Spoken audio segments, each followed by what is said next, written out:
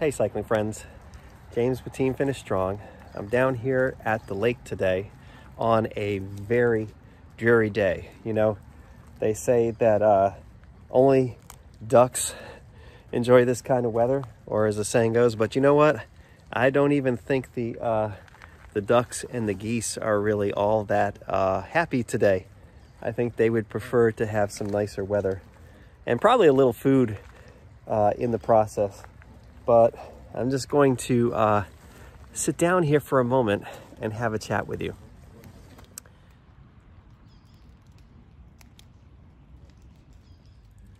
Well, you know, the news has been reporting in recent weeks about these big lottery jackpots.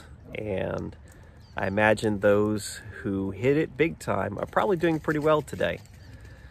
But as we all know, the odds of hitting the lottery are infinitesimally small. So small, in fact, that you probably would be more likely to die of one of any tragic deaths before winning the lottery. And not that I'm wishing for anyone to die in a tragic way, but the reality is that there are probably more regular lottery players that pass away under poor circumstances than are lottery winners out there. And that's just the reality of life. But I wanted to talk about the odds of things to help us frame in context just how infinitesimally small the odds are of something that I'm about to discuss today. In fact, it's so small, I argue that it's impossible. And that is the odds of life, all this life just coming about from nothing, from non-existence to existence by sheer random processes. You know, it's hard probably for folks to conceive of a God in this day and age. I would even call it perhaps a godless culture that we're in today. But from my vantage point, I see it a little bit different. You know, all the things that we see have building blocks. Not just the things that man has created, the houses, the bench that I'm sitting on, but the things that God has created. The geese, the trees, the things that creep along the ground. All these things have something called DNA. Now, DNA is a wonderful thing. Those of you who have studied up on DNA, you know it is absolutely amazing.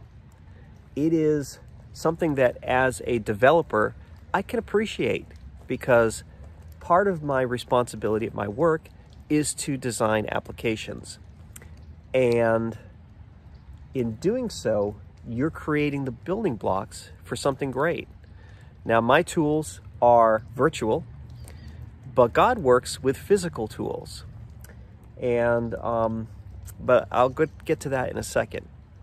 You know, going back to being a developer, you know, in programming you have completed programs, and inside those you'll have modules, and then inside those you'll have procedures, and those procedures will use things called functions. And all of those things, if you look at them, it's obvious that a programmer made those.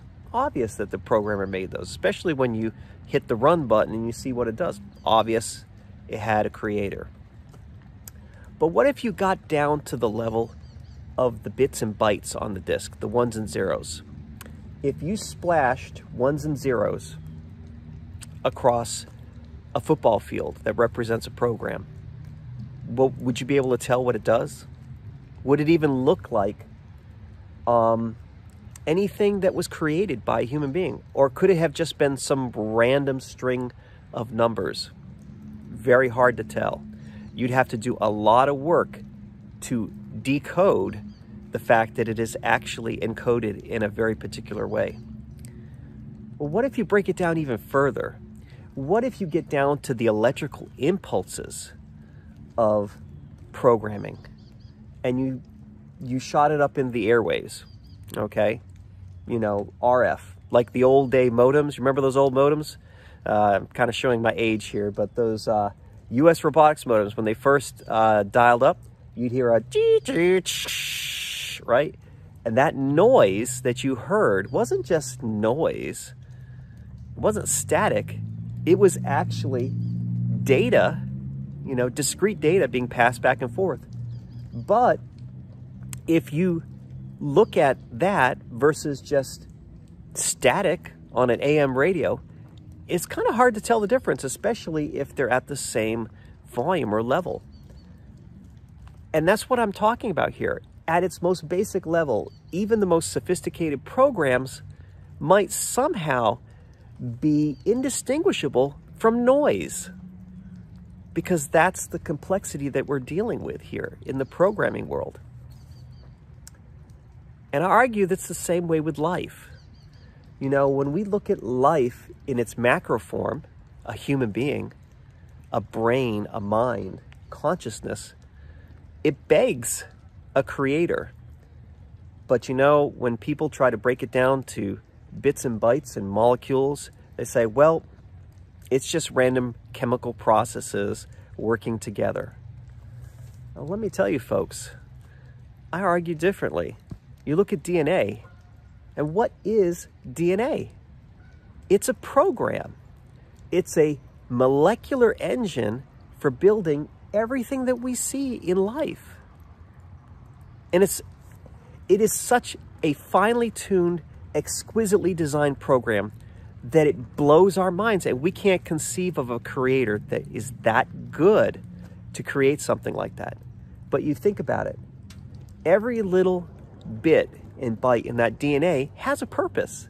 And when changed, it changes something about our makeup. And everything in that little strand of DNA, if you've ever done 23andMe or Ancestry or whatever, and you send off a DNA sample for them to look at, when they look at that single DNA sample, everything in that one DNA sample tells them about how to build you, because that's how you were created, from that DNA. Everything that's encoded in that has everything that's needed to build a human being. Arms, legs, eyes, digestive system, blood vessels, immune system, all of that. Doesn't that blow us away? Shouldn't that beg us to think of a creator? Does any natural process apart from life behave that way? That has that kind of information coded into it? I mean, gosh, if life could be created randomly, then even the most simplest of human creations, like a cave painting, for example, could show up naturally in the world randomly at some point, right? If given enough time, it's bound to happen. Life is bound to happen. Life is far more complex than a cave painting. Certainly, there had to have been a natural process out there that could have made a cave painting by random processes. We've had enough time to build human beings and birds and ducks and birds and elephants and everything else. Where's the simple artwork that random natural processes have created? There aren't any. You know why? Because they require a creator. And so does life. So does life.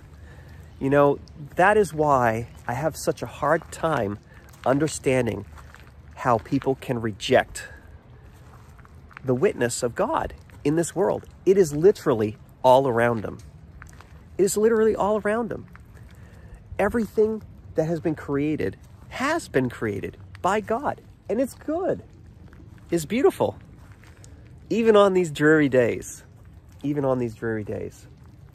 But I tell you, friends, God says that man is without excuse, and that the witness of creation will testify against every person who rejects Christ on that day when we all stand before God. Creation is that strong of a testimony. So friends, I just want to encourage you, if you're on the fence, why wait to commit to the Lord? He is so good. Jesus is so good. I dare you to find anything wrong with the ministry of Christ and his character and his life. I think Jesus stands the test. I really do. I really do. But for those who are hardened skeptics, no, I wouldn't say hardened skeptics, hardened atheists, those who refuse to believe in a creator, if you can't allow this to speak to you, then I'm afraid there is no amount of evidence that is ever going to convince you. And you just have to accept that you're biased and you're not willing to hear the truth. But that's okay. That's okay. That's okay with me, because I'm not here to convince anyone. I'm just here as a witness to everything that God's done for me and what God's done through creation, and to just share with you some thoughts that hopefully can unlock some potential in your mind as to the greatness of God and what he's done. Well, friends, I hope you have a wonderful weekend, and I hope it's sunnier where you're at in the world today. But take care, God bless, and as always, finish strong.